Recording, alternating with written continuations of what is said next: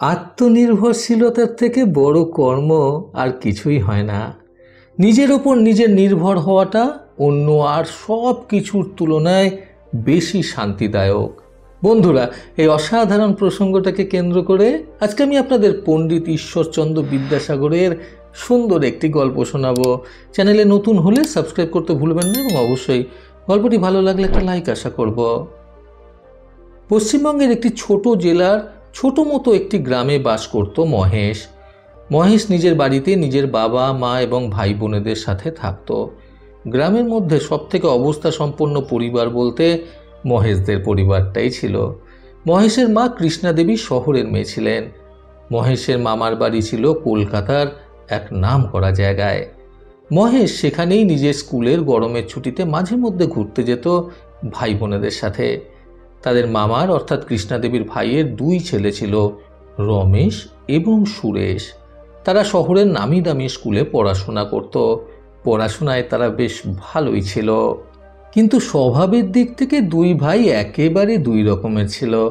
শহরের অবস্থা সম্পন্ন ঘরের বড়লোক বাবার ছেলে হয়ে জন্মানোতে রমেশের খুবই অহংকার বোধ ছিল নিজের প্রতি। সাধারণ দরিদ্র পরিবারের মানুষদের রমেশ খুবই ছোট চোখে দেখত। দরিদ্র মানুষদের খুবই হেয় করত, ছোট বড় কথা বলতো। অপরদিকে সুরেশ খুবই ভালো একজন ছেলে ছিল। নিজের দাদা রমেশের থেকে সুরেশ একদমই অন্য রকমের ছিল। প্রতিবার মহেশ এবং তার ভাই বোনেরা যখন গরমের ছুটিতে মামার বাড়ি বেড়াতে আসতো, তখন তারা রমেশকে এবং সুরেশকে তাদের গ্রামে ঘুরতে যাওয়ার জন্য অনুরোধ করে যেত, কিন্তু রমেশ কোনো বাড়ি সেরকমভাবে আসতে চাইতো না। সুরেশের খুবই ইচ্ছে ছিল গ্রামে ঘুরতে আসার। ফলে একবার পুজোর ছুটিতে সুরেশ তার দাদা রমেশকে খুব জোর করতে লাগলো গ্রামে মহেশদের বাড়িতে ঘুরতে যাওয়ার জন্য। ভাইয়ের ভীষণ জোরাজুরিতে অবশেষে রমেশ বাধ্য হলো ভাইয়ের কথায় রাজি হয়ে যেতে। যদিও বা রমেশের বেশ ইচ্ছে ছিল গ্রামের দুর্গাপুজো দেখতে আসার। এইসব গ্রামের সুন্দর প্রাকৃতিক দৃশ্য এবং পুজো পর্বের কথা সে শুধুমাত্র বইতেই পড়ে গেছে। নিজের চোখের সামনে দেখার সৌভাগ্য তার কখনো হয়ে ওঠেনি। ফলে তারও আসার ইচ্ছে ছিল প্রবল। কিন্তু বিপদ হলো, মহেশের মামা অর্থাৎ রমেশ আর সুরেশের বাবা কর্মক্ষেত্র থেকে ছুটি না পাওয়ায় রমেশকে এবং সুরেশকে একাই গ্রামে ঘুরতে আসতে হলো। যদিও বা তারা দুজন ভাই বেশ বড়ই ছিল একা একা ঘুরতে আসার জন্য। রমেশের বয়স ছিল 18 বছর এবং সুরেশের বয়স ছিল 17 বছর।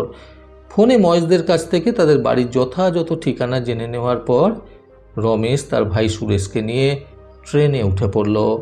তারপর মহেশদের জেলায় এসে সেখান থেকে আরও একটি ট্রেন বদল করে মহেশদের গ্রামে আসার জন্য রওনা হলো দুই ভাই মিলে।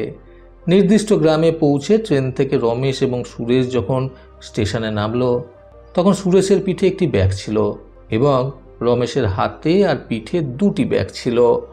ট্রেন থেকে নেমে রমেশ নিজের ব্যাগগুলোকে স্টেশনের ওপর রেখে দিয়ে এদিকে ওদিকে তাকিয়ে কুলির খোঁজ করতে লাগলো।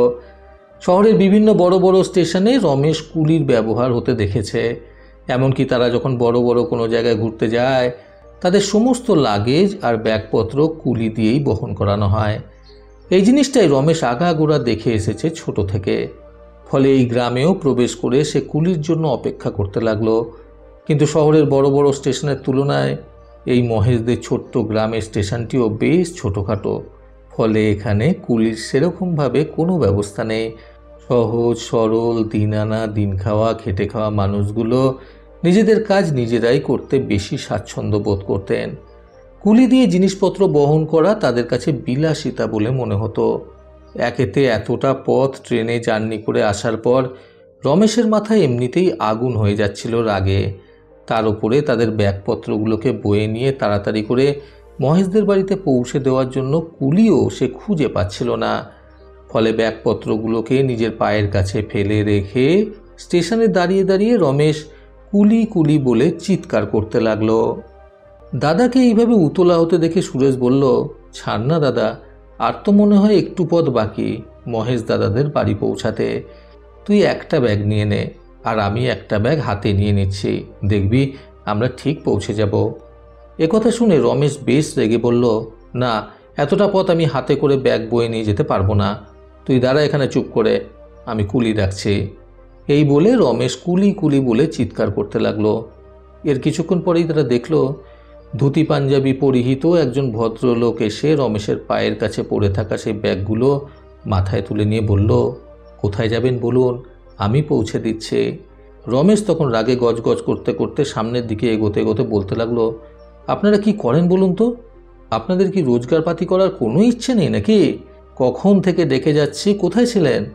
সেই ধুতি পাঞ্জাবি পরা ভদ্রলোক কোনো উত্তর না দিয়ে মাথায় করে রমেশের ব্যাগপত্রগুলো নিয়ে রমেশ এবং সুরেশের পেছন পেছন চলতে লাগলেন। ইতিমধ্যে এইভাবেই পথ চলতে চলতে তারা মহেশদের বাড়ির কাছে পৌঁছে গেল। মহেশদের বাড়ির দরজার সামনে এসে পৌঁছাতেই রমেশ সেই ধুতি পাঞ্জাবি পরা ভদ্রলোককে বলল, রাখুন রাখুন ব্যাগগুলো, এখানে নামিয়ে রাখুন। এই বলে রমেশ নিজের মানিব্যাগ থেকে টাকা বের করে সেই ভদ্রলোকের দিকে বাড়িয়ে দিয়ে বলল, নিন আপনার টাকাটা ধরুন। তখন সেই ভদ্রলোক ব্যাগগুলো নিচে নামিয়ে রেখে মুখ তুলে রমেশের দিকে তাকিয়ে বললেন, না না, আমার কোনো টাকা লাগবে না। এই কথা শুনে রমেশ সেই ভদ্রলোকের মুখের দিকে তাকিয়ে রইল। সুরেশও রমেশের পাশে দাঁড়িয়ে রয়েছে তখন। ইতিমধ্যে বাইরের কথাবার্তা শুনে মহেশদের বাড়ির ভেতর থেকে মহেশ আর তার মা দরজা খুলে বাড়ির বাইরে বেরিয়ে এসেছে। বাইরে বেরিয়ে এসে সেই ভদ্রলোককে দেখে মহেশের মা হাত জোর করে নমস্কার জানালেন এবং মহেশ সেই ভদ্রলোকের পায়ের কাছে এসে ওনার দুটি পা ধরে প্রণাম করল। এই সমস্ত কিছু দেখে রমেশ ভীষণই অবাক হলো এবং সে মহেশকে বলল, এ কি মহেশ, তুমি এই সামান্য কুলিটার পা ধরে প্রণাম জানাচ্ছ কেন? মহেশ তখন উঠে দাঁড়িয়ে নিজের জিভ কেটে রমেশের দিকে তাকিয়ে বলল, এ কি, এ তুই কি বলছিস ভাই? ইনি হলেন পণ্ডিত ঈশ্বরচন্দ্র বিদ্যাসাগর, আমাদের সকলের পণ্ডিত মশাই। ইনি কোনো সামান্য কুলি নন। রমেশ নিজের পড়ার বইতে বেশ কয়েকবার ঈশ্বরচন্দ্র বিদ্যাসাগরের কথা পড়েছিল। ওনার সাথে এরকম ব্যবহার করার জন্য রমেশ সেদিন সত্যি সত্যি খুবই লজ্জিত হয়েছিল এবং সে সেই মুহূর্তে নিজের মাথা নিচু করে সেখানে দাঁড়িয়েছিল। পণ্ডিত ঈশ্বরচন্দ্র বিদ্যাসাগর তখন রমেশের পিঠে হাত চাপড়িয়ে বলেছিলেন, এই গোটা বিষয়টা কিন্তু তোমাকে আজকে একটাই শিক্ষা খুব ভালো মতো প্রদান করলো। সেটা কি বলো তো? এই প্রশ্ন শুনে রমেশ হাঁ করে বাকরুদ্ধ হয়ে ঈশ্বরচন্দ্র বিদ্যাসাগরের দিকে তাকিয়েছিল। পণ্ডিত ঈশ্বরচন্দ্র বিদ্যাসাগর তখন রমেশকে বললেন, নিজের কাজ করার জন্য কখনোই অন্য কারোর ওপর নির্ভরশীল হতে নেই। আত্মনির্ভরতা এই দুনিয়ার সব থেকে বড় শক্তি। আমরা প্রত্যেকেই মানুষ এবং প্রত্যেককেই মানুষের মতো সমান চোখেই সম্মান দেওয়া উচিত। ধনী বা দরিদ্র বলে আলাদাভাবে কিছু গণ্য করা উচিত নয়, কারণ আমরা সকলেই একই রক্ত মাংস হাড় দিয়ে সৃষ্ট মানুষ। আমাদের প্রত্যেকেরই রক্তের রং এক। বন্ধুরা, নিজেকে আত্মনির্ভরশীল গড়তে আজকের এই সুন্দর গল্প থেকে শিক্ষণীয় তিনটি কথা সর্বদা মনে রাখুন। প্রথমত, এই দুনিয়ার সবথেকে বড় এবং সবথেকে মজবুত শক্তি হলো আত্মনির্ভরশীলতা। দ্বিতীয়ত, প্রত্যেক মানুষকেই মানুষের মতোই সম্মান করা উচিত। তৃতীয়ত, ধনী এবং দরিদ্র নির্বিশেষে আমরা কিন্তু সকলেই ঈশ্বরের পাঠানো দূত। আমাদের কর্মই আমাদের জীবনকে নির্ধারণ করে। প্রতিবারের মতো আবারও বলবো, এই পৃথিবী তাদেরকেই সম্মান দেয় যারা ইউনিক কিছু করার ক্ষমতা রাখে। সকলে সুস্থ এবং সুন্দর জীবন কামনায় প্রকৃত জীবন থেকে আমি সন্তু চক্রবর্তী আবার আসবো আগামীকাল নতুন সুন্দর শিক্ষণীয় একটি ছোট গল্পের সাথে। ভালো শুনুন, ভালো থাকুন। ধন্যবাদ।